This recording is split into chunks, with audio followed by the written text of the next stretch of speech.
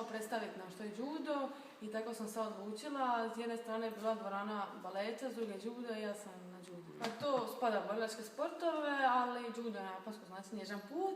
I baš prije par dana je judo proglašeno od UNESCO-a kao najboljim sportom za djecu do 21 godinu, od 4 do 21 godinu, jer motoričke sposobnosti i razvoj, ne samo što se tiče fizičkog, nego i mentalno, opet nekakva organizacija, poštivanje drugih ljudi.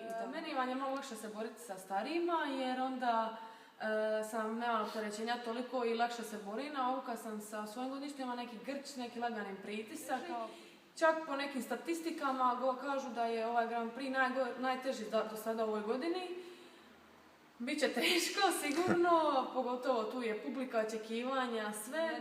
Cilj meni, kao šta mislim svakom sportašu, je da osvojite zlato. Tako da, plasman je ono što najmanje možete očekivati, željeti na olimpijadi. Mislim da je tu medalja onako, bar medalju kažem. Ako bude dobar dan, dobar ždrijeb, šta znate, nikad ne znate kako vas može taj dan biti.